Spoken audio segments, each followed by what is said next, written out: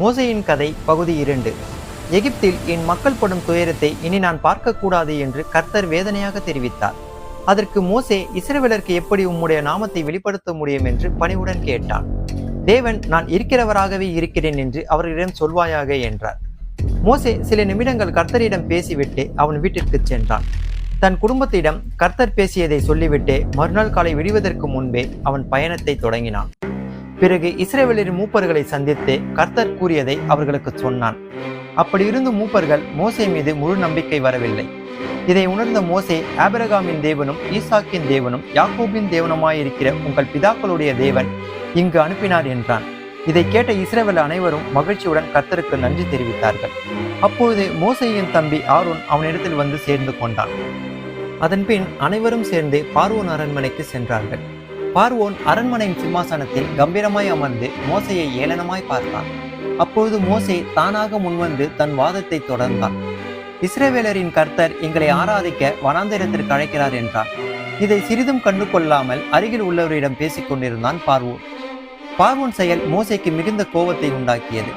உடனே தன் கையில் வைத்திருந்த கோலை தரையில் போட்டார். அது பெரிய ராஜநாகமாக மாறியது.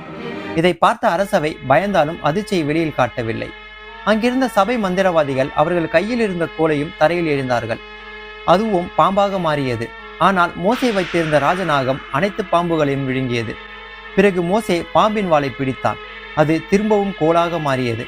இதை கண்ட பார்வோன் தன் இருக்கையிலிருந்து வேகமாக எழுந்து மோசையை ஒரு பார்வை பார்த்துவிட்டு அரசவையை விட்டு வெளியேறினான். பார்வோனின் கோபம் இஸ்ரவேலரிடம் திரும்பியது.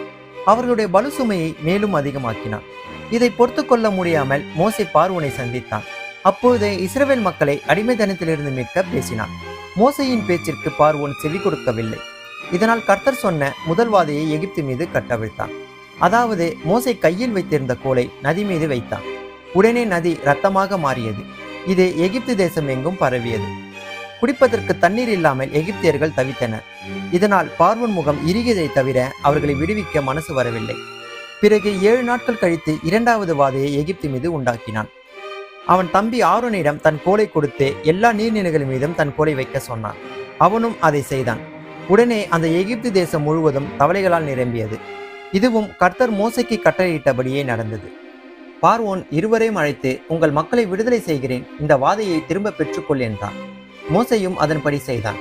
ஆனால் பார்வோன் அவன் கொடுத்த வாக்கை நிறைவேற்றவில்லை.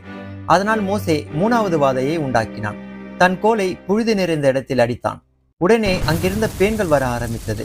அது எகிப்து மக்கள் மீதும் அவர்கள் வளர்க்கும் ஜீவராசிகள் மீதும் படர்ந்தது. அப்பொழுதும் பார்வோன் கண்டு கொள்ளவில்லை. மோசே 4வது வாதையை உண்டாக்கினான்.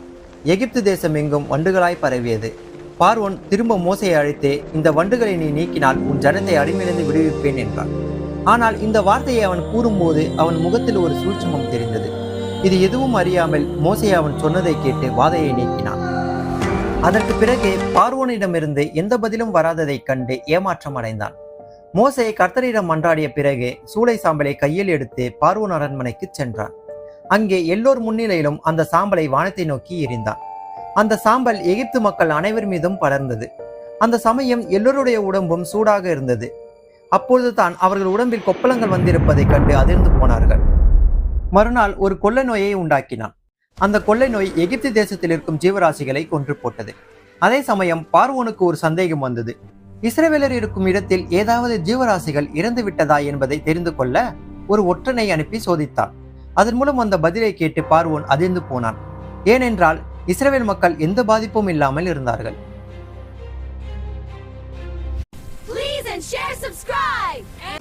Hi everyone! Please like this video and share it with your friends.